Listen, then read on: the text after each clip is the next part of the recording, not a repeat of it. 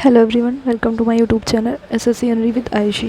तो ये हमारे सीजीएल के टारगेट्स का 46 डेज़ है। तो हमें देखना है 46 डेज़ में क्या क्या टारगेट कंप्लीट करना है। फर्स्टली जो हमारा 45 डेज़ का टारगेट था वो हमारा संडे के लिए टारगेट था। तो संडे में हमें क्या क्या चीज़ें कंप्लीट करनी थी। हमें सिर्फ संडे में मॉक देना होता है, ठीक है, और पीवाईक्यू मॉक देना होता है। अगर आप फुल मॉक देना चाहते हो तो आप फुल मॉक भी दे सकते हो, अदरवाइज़ आपको फुल मॉक नहीं देना है तो आप नॉर्मली मॉक दे सकते हो, ठीक है। और अपने मार्क्स को ग्रुप में शेयर कीजिएगा। कोशिश यही कीजिएगा कि जो भी आप मॉक दो उसको अच्छे से एनालाइज़ करो। अगर कोई भी आपको मॉक में प्रॉब्लम आती है तो उसे ग्रुप में शेयर कर दीजिएगा, ठीक है। अगर आपको मॉक समझ में नहीं आता है कि मतलब मुझे किस टाइप से मॉक देना चाहिए, एनालाइज़ करना नहीं आता है, और मतलब बहुत सारी चीज़ें होती है, अगर आपको किसी भी चीज़ के रिगार्डिंग कोई भी डाउट्स रहते हैं तो आप कमेंट सेक्शन में या फिर टेलीग्राम ग्रुप ज्वाइन करके वहाँ पे अपने डाउट्स शेयर कर सकते हो, ठीक है। जैसे ही मैं फ्री होंगी आप लोगों का रिप्लाई कर दूँगी, ठीक है। तो 20 मई के लिए देख लेते हैं। 20 मई में क्या करना है। मैथ्स में आप लोगों का पाइप एंड सिस्टम वाला चैप्टर स्टार्ट हुआ है, 4 डेज़ में कंप्लीट करना है। तो आप जिस भी कोई से पेड कोर्स से करते हो कंप्लीट, या फिर आप यूट्यूब से करते हो फ्री कंटेंट वाला, ठीक है, तो उसके अकॉर्डिंग आप कर लेना। पीवाईक्यू क्वेश्चन प्रैक्टिस करने हैं टाइम एंड वर्क वाले चैप्टर्स के, ठीक है। तो 50+ क्वेश्चन अटैम्प्ट करने हैं आप लोगों को। रीजनिंग में क्या करना है। रीजनिंग में आप लोगों को डायरेक्शन वाला चैप्टर कंप्लीट करना है, ठीक है। तो आज थ्योरी कंप्लीट करनी है। डायरेक्शन वाला चैप्टर पीयूष सर से पढ़ लेना, कैरियर व्हील पे काफ़ी अच्छा कराते हैं। नॉर्मली आप लोगों को क्वेश्चन पढ़ना होगा, डायग्राम्स वगैरह भी नहीं बनाने होते हैं, ठीक है, तो वो नॉर्मली हो जाते हैं। तो उससे आप लोगों की चीज़ें कवर हो जाएगी, ठीक है। सेकंड चीज़ आती है इंग्लिश। इंग्लिश में वोकैब में क्या करना है। वोकैब में आप लोगों के एंटोनियम्स चल रहे थे, एंटोनियम्स और ईडियम्स दोनों का ही रिवीजन करना है। जितनी भी हमारी 1100 प्लस वोकैब कंप्लीट हुई है, ठीक है। तो 1100 प्लस वोकैब में आप लोगों को अभी सिर्फ रिवीजन करना है, और ये रिवीजन कितने 3 डेज़ करना है, ओके।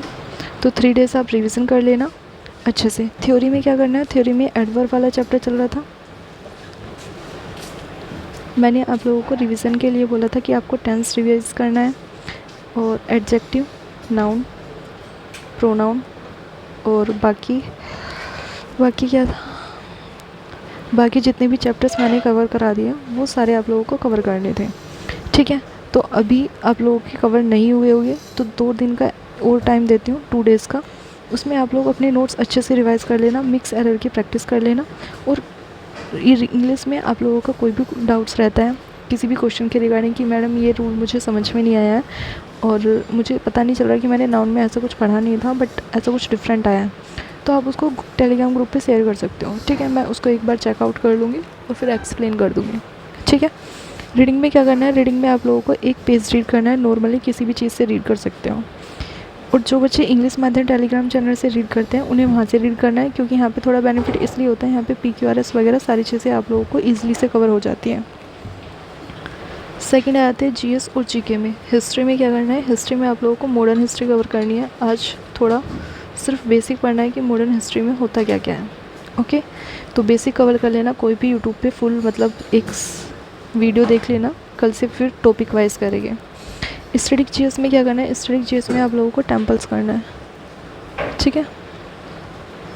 तो टेम्पल्स कहाँ से करना है। आप इंडोलोगस से भी कर सकते हो, ठीक है, या फिर आप रवि GS से भी कर सकते हो। अगर आप लोगों को इन दोनों से पढ़ना अच्छा नहीं लगता तो आप RWP नवीन सर की क्लासेस है वहाँ से कवर कर सकते हो। बाकी अगर आप PDF के थ्रू करोगे तो आप लोगों का थोड़ा टाइम बचेगा, या फिर आप लोगों के पास स्टैटिक GS की बुक है RW सर की, तो वहाँ से कवर कर सकते हो, ठीक है। तो आप लोग वहाँ से कवर कर सकते हो। सेकंड चीज़ आती है 20 मई में क्या क्या चीज़ें करनी है। तो मैथ्स